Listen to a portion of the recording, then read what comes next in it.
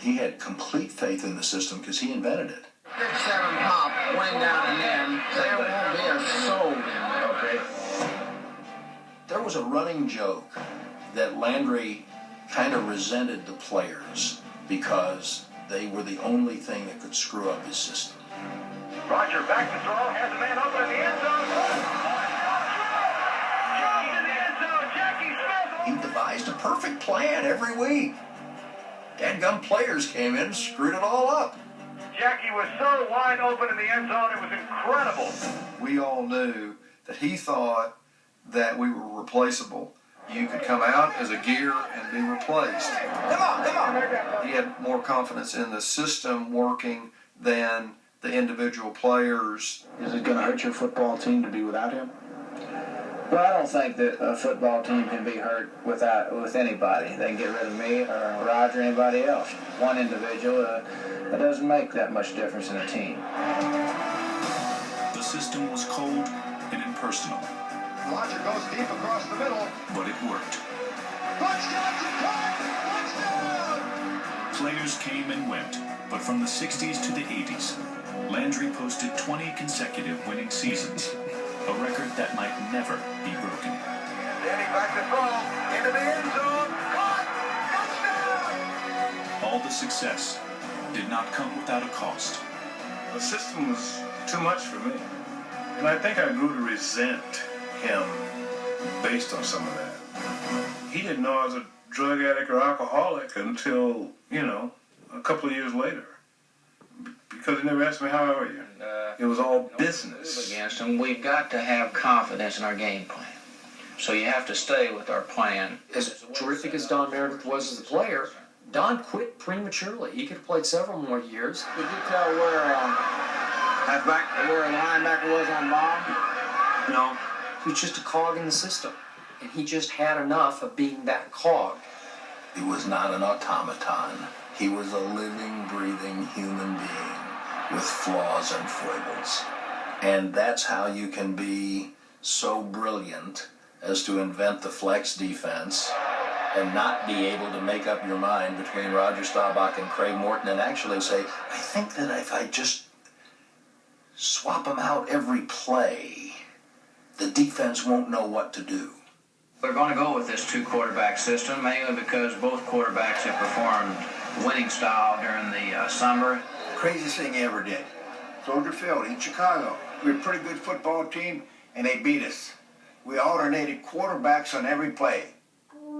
Despite all the fourth quarter heroics, even Roger Staubach was just another cog in the system, a system in which Landry exerted total control.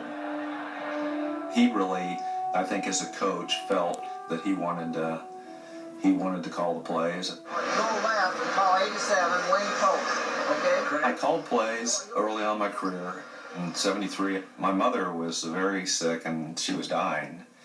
And actually died through that season. She had pancreatic cancer. And we lost on Thanksgiving Day. His thinking was, Roger, I know what you're going through, and I'm going to, I think I'm going to start calling the plays. You just execute them, and I know what you're going through. So that was the reasoning. It's what he said to me then. Down deep in his heart, it was going to happen. When Roger went in to tell Tom that he was retiring, it was an odd kind of party. They didn't shake hands. Roger turned to leave, and then he stopped and he said, well, if I came back, would you let me call plays? And Tom looked up and said, no, we have a system here. The system was successful before me. It'll be successful without me. Of course, the nuts and bolts of the Dallas Cowboys is a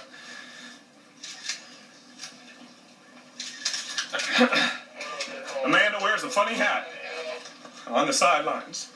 They lose Roger Staubach. You know what they did the next 3 years? They went to the championship game. Every year. Some of that's Danny White. A lot of it's the system. Landry may have had a jaw of granite, but not a heart of stone.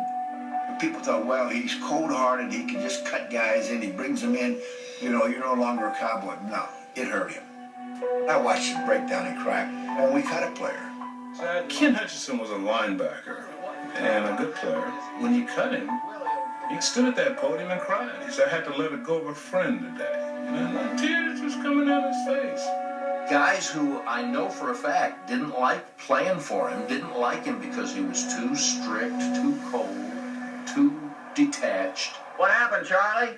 After they were done playing for him. Talked about him like he was their father. I had a feeling for him that similar to someone similar to a father image. He had a bigger impact on me than my father. Okay. It's like your father. You wanted to please him. And when he was disappointed in you, you felt that. You didn't just feel it peripherally, you felt that inside. Landry was not as stoic as he appeared. He cared about his players, and occasionally it showed. Like when Drew Pearson almost lost his life in a car accident. One look at Drew Pearson's car would indicate that he was lucky to be alive. Lost my brother in the accident, and I'm fighting for my life. But every time I opened my eyes, there were three people I would always see. One was Harvey Martin, my best friend. The other was Roger Staubach, my quarterback. And the third person that shocked me was Tom Landry. The loss of his brother and the responsibility he felt, is just really a pretty tough thing to handle. This was a time where we were about to go into a mini camp. He was there throughout the whole time. Didn't even coach the mini camp. I did not know he felt that way about me because he never showed that. But then again, that's the man. When Thomas Henderson marked 10 years of being drug-free, he caught a glimpse of the man behind the mask. Well, he came to my 10-year anniversary. Didn't know if he'd come. It would have saved me. The night of the event, he walked into the room, and he got on the podium and said to the audience that if I knew then what I know now, I would have handled Thomas differently. Thomas has made a tremendous turnaround, in his life. We can say he's Hollywood, and we can say he talks a lot and anything, but when a guy does what he does, he has a great heart, and that's awful important. And Thomas, boy, I tell you, I wish I'd have had you all through your career. We may have had 7 or 8 Super Bowls before it was over with.